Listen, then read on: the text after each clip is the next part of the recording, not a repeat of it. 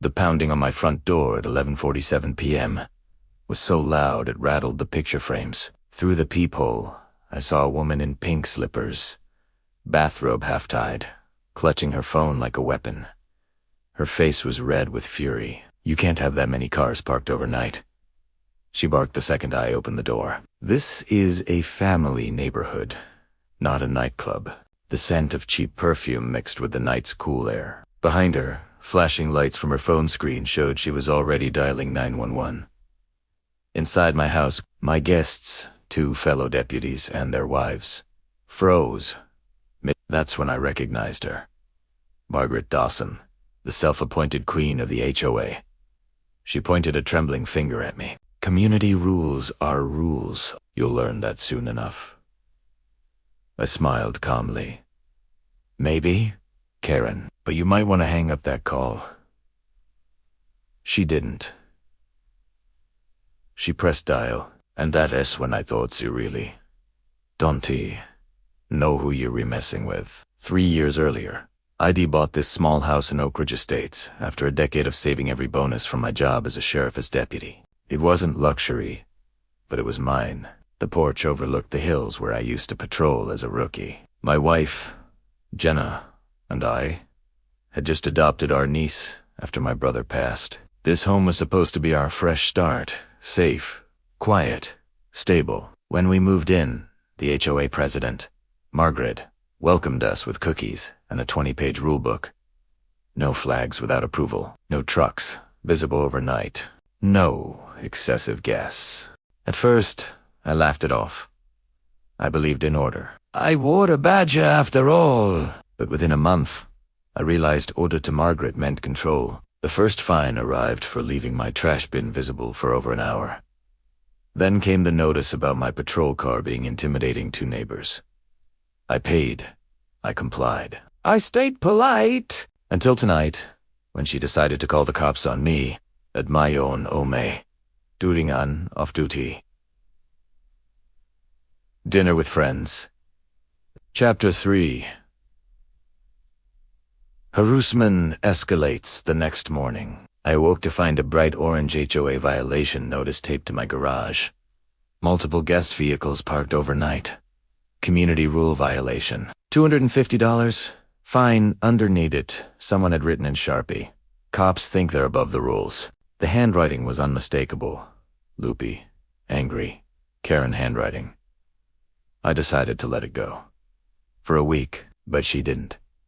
Every evening, she circled my block like a hawk. She snapped photos of my driveway, my lawn, even my niece's pink bicycle on the sidewalk. Then one afternoon, I found a formal complaint filed against me for disturbing the peace. Apparently, my niece's laughter at the sprinkler counted as disruption. Rain poured that evening, thunder echoing like distant sirens. I stood at the window, watching her porch light blink through the mist. I felt something inside me settle. Not rage, not fear. Just resolve. Margaret wanted a war of rules. She was about to meet a man who enforces them for a living. I began quietly. First, I reviewed the HOA charter. Something most residents never bothered to read. Turns out, Margaret's presidency was illegitimate. Her term had expired last year, and she'd never held a re-election. Then I checked the HOA's finances. As a public officer, I knew how to access the state filings. There it was.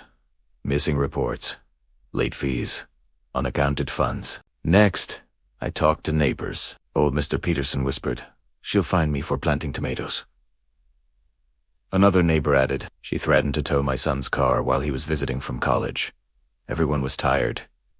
They just needed someone to stand up. I gathered evidence, photos, notices, recorded messages, all legally obtained. A week later, I called a community meeting for HOA bylaws and invited every resident. Even Margaret showed up, smug as ever, holding a clipboard. That's when I dropped a thick folder on the table. "Before we begin," I said, "you should know I'm not just a homeowner here. I'm Deputy Sheriff Mark Davis.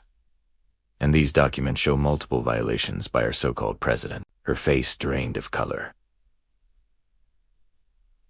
The room fell silent. The tide had just turned. Margaret didn't back down quietly. She sent out a newsletter claiming I was intimidating residents and abusing authority. Then she tried one last stunt. She ordered my guests' cars towed during a Saturday barbecue, claiming emergency obstruction. Unfortunately for her, that same afternoon, the tow truck driver was my former trainee. He called me before moving a single vehicle. I arrived in uniform. When Margaret stormed down her porch, waving papers and screaming, I calmly approached her. "Ma'am," I said, turning on my body camera, "you are attempting an unauthorized property seizure. That's a criminal offense." Her clipboard shook. "This is private property." "You can't." I handed her a citation form. "Oh, I can. And so can the county inspector. He'll be here in 10. She tried to walk away, but the neighbors were already filming. Within minutes, the inspector confirmed what I'd uncovered. Financial misconduct, expired authority, misuse of funds. When he announced his suspension pending investigation, the crowd erupted in applause. Margaret Fruss, trembling, humiliated, powerless. Within 2 months, the HOA was restructured. Elections were held fairly this time, and I was asked to oversee compliance, though I declined. I didn't want power. I just wanted peace. Margaret sold her house quietly and moved out of state. Word was she'd been fined thousands for unreported expenses. The new HOA board sent me a handwritten note. "Thank you for restoring fairness to our neighborhood." That night, I sat on my porch, watching the sunset paint the driveways gold. My niece laughed in the sprinklers again.